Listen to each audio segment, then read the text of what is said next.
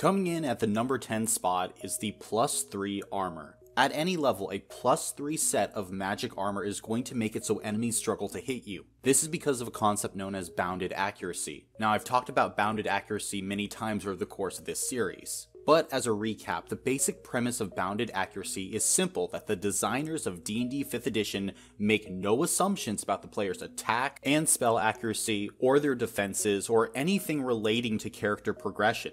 Instead, the designers of 5th edition only looked at the amount of hit points a character had, the amount of damage that they could deal, and various new abilities gained. Therefore, the designers of 5th edition are always expecting AC to be relatively stable. This is also true for monster stat blocks. That's why the max AC we find in D&D 5th edition is 25, because that's what a first level character can hit. So at any level, a +3 to armor is going to throw off that bounded accuracy. The designers intentionally were not assuming AC increases like in 3.5 or 4th edition. Thus, a 15% increase in AC has a huge impact. Now, throughout this series, I've been putting magic shields in front of magic armor. So if you've been watching, you're probably questioning why a +3 set of armor is all of a sudden better than a +3 shield. And that's for two reasons. Firstly, I value item versatility. By this level, more classes and more builds can use a +3 set of armor than a +3 shield. I'm trying to take into account the number of characters by epic levels that are using two-handed weapons, staves, or dual wielding. And by the time you're getting a +3 set of armor, you can probably also find an animated shield or something of the sort if you really want that extra protection. I rank this item so highly partially just to point out how powerful any increase to AC is in 5th edition. Many young dungeon masters often make the mistake of giving AC increases far too early. Quite frankly, there were few campaigns that I ever even considered giving out a +3 set of armor. This set of items is that powerful, and therefore it's coming in here at spot number 10 on the list. And up next at spot number 9 is the best friend of any spellcaster, the Robe of the Archmagi.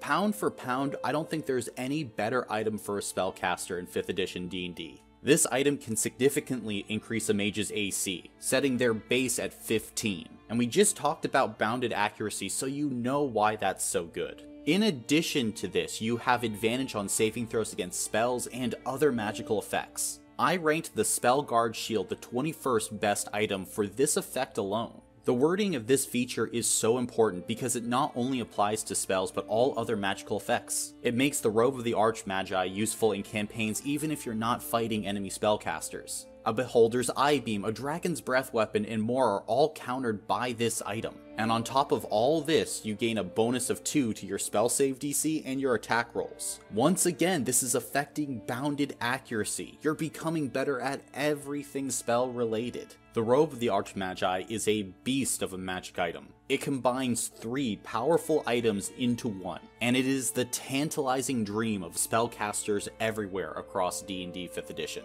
Now, if this robe is the dream of all spellcasters, then our next item at number 8, the Holy Avenger, is the dream of all paladins. In fact, it might be the Paladin's holy grail, a +3 weapon that does an extra 2d10 radiant damage against fiends and undead. Plus, its aura grants advantage on spells and spell effects. And that's to you and all friendly creatures. We just got done talking about how good the Robe of the Archmagi is for this reason.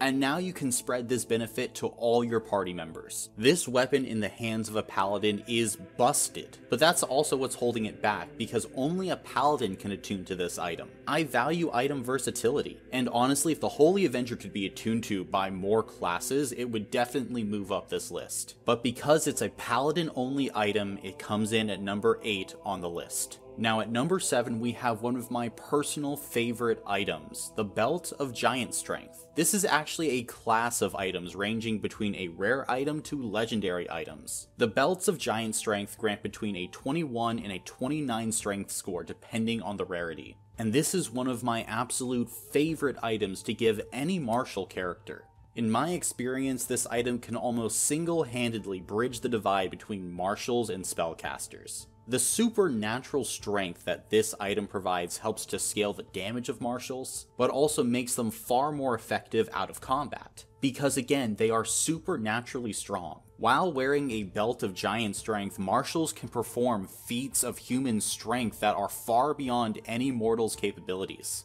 And from a role-playing perspective, giving martials supernatural strength just feels right at a certain point. Yes, spellcasters can bend reality, but that raging barbarian with 27 strength can just punch through a bank vault door. Honestly, I found that in the right party, giving out a belt of giant strength can overshadow spellcasters. Which is why I like to give this item to martials after level 11, because that's when I see the divide really starting to increase. And even here, it's a toss-up between giving a belt of fire giant or cloud giant strength depending on the party and their power levels. But simply put, any belt of giant strength is going to have a fundamental impact on your D&D party. If you're a martial character and you have the ability to get a belt of giant strength, I highly encourage you to go for it. And so because of its seismic impact to any D&D campaign, the belts of giant strength come in here, at spot number 7 on the list. And at 6 we have another accessory, the Ring of Invisibility. One ring to rule them all. Taking blatant inspiration from J.R.R. Tolkien in The Lord of the Rings, this ring does exactly what it says. It makes you invisible.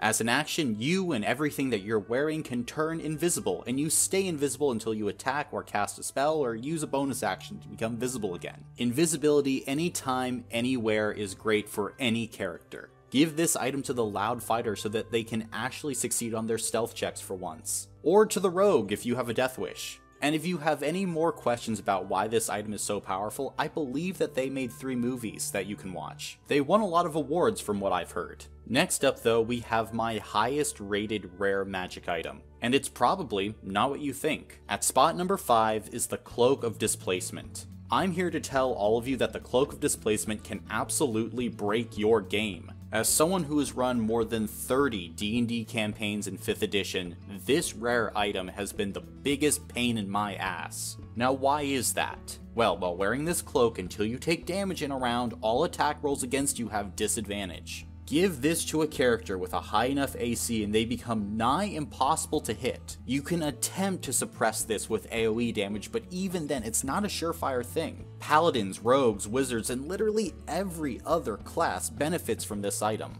If I'm playing in a campaign, there is no end to the things I'll do to get a Cloak of Displacement. In actual D&D play, I found few better items. Disadvantage is a huge penalty in D&D 5th edition, and even if there are some turns where this item doesn't have an effect, it is literally always there. It does not shut off. I found the value you gain from the Cloak of Displacement far surpasses many other items in the rare, very rare, and legendary category. Obviously, it's my number 5 ranked item, and that's partially why it's so high. I could see if this was a very rare or legendary item, but because it's a rare item, it's going to show up earlier on in your campaigns. And I don't think there's any better rare item that you can get in basic D&D 5th edition. I will die on the Cloak of Displacement's hill. Now if I didn't want to die on the Cloak of Displacement's hill, I would probably be wearing the Armor of Invulnerability, my 4th ranked item on this list. And it's also my highest rated armor on the list. Baseline for this item is that you gain resistance to non-magical damage, but as an action you can make yourself immune to non-magical damage for up to 10 minutes or until the armor is removed. Therefore, things like an Ancient Dragon's Tail attack, the Tentacle Slam, the Demogorgon, or anything done by a Tarask will not harm you. Seriously, you could send a 5th level fighter with this armor and a magic sword and they'd have a pretty solid chance to kill a Tarask. This item is top tier. You are going to get so much value from it. Only at higher levels when you're dealing with so much magical damage can it be thought of as anything close to not game breaking. But even still, it is by far the best armor in the entirety of 5e, and certainly a character if not campaign defining item. Unless you're homebrewing the heck out of a campaign, you're going to find that non-magical damage is extremely common, and a character being able to make themselves immune to that damage knocks out a huge portion of the monster manual, and can trivialize many encounters. And I suppose the next item can trivialize many encounters as well, but in a flashier way. At number 3 we have the Vorpal Sword. This is a blade of legendary design and quality. It's a +3 weapon that ignores slashing resistance. But the thing that makes this thing legendary is what happens when you roll a natural 20 on an attack roll. When you roll a natural 20, you cut off your target's head. If your target can't survive without a head, it dies. And if your GM tries to get around this ability, you just do an extra 6d8 slashing damage. So on average an extra 27 damage. The insta-kill potential of the Vorpal Blade sets it above any of its peers. And when you combine this with classes like the Barbarian or Samurai fighters that can gain advantage on their attacks, you can have characters that can absolutely cut down their foes. A Vorpal Blade essentially necessitates that your boss monsters be legendary creatures, else one attack is all it takes to turn 800 hit points of that dragon to 0. On any given game night, a player with a Vorpal sword can absolutely wreck any encounter single-handedly that you put up against them. If you're a DM watching this, throwing out a Vorpal sword at early levels will break your game. However, it's also one of the most fun magic items in the game, in my opinion. If you want to deploy a Vorpal sword early on in your campaigns, I recommend doing this to the item. So far, it's worked for me as a DM, and my players have loved it. But now we're down to the top 2 basic magic items in D&D 5th edition. And to get this high on the list, basically you have to offer a wish of some kind. Which is why the Ring of 3 Wishes comes in as my number 2 overall item. Gaining 3 wishes is great. It's like finding a genie, but with no genie. The wish spell is a reality-bending nuclear bomb for any D&D character. Gaining 3 of those nuclear bombs is game-breaking. I don't think I need to talk about all the reasons why a wish spell is so powerful. But the wish spell does have one weakness. There's a 33% chance that you can never be able to cast the spell again. So potentially, with the Ring of 3 Wishes, you yourself can get 1 wish out of the item and then never use it again. However, this item doesn't require attunement and you can always just pass it off to another party member. And that's literally its only downside. And yet as well, even if you do get all 3 wishes, the ring will eventually become inert. This is technically a consumable item. And so that's why the number 1 item on this list has to be the Luck Blade.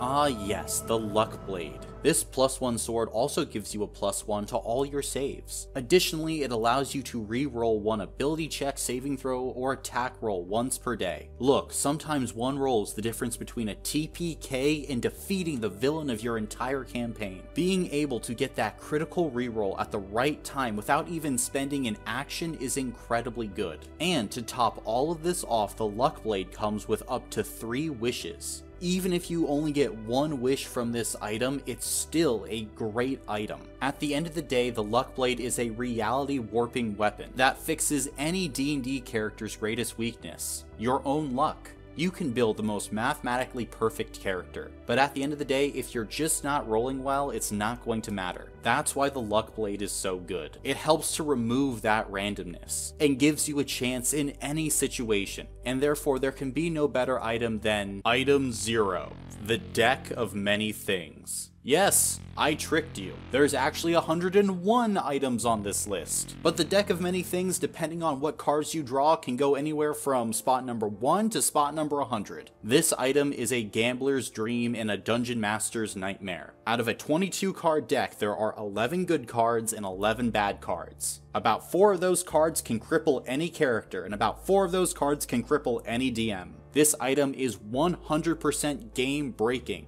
It is either by far the best or worst item in the game. You can rewrite reality itself with this item even beyond the abilities of a wish spell. There is no other item that can strike fear into the hearts of a DM and their players equally at the same time. It is so powerful and yet so bad. Adding a Deck of Many Things into your game means that you're a little bit crazy, which is why I love to do it. This item taps into the sheer goofiness that is D&D, and is an item that writes its own stories. I couldn't adequately find a place for this item, because really the Deck of Many Things stands on its own in 5th edition, which is why it occupies position 0. It is the alpha and the omega, the beginning and the end. It is item number 1 and item number 100 at the exact same time. Now, if you've supported this entire series so far, thank you so much. Consider liking, subscribing, and commenting if you've liked this content. And if you want more, check out this video right here. And thank you for entering the dungeon.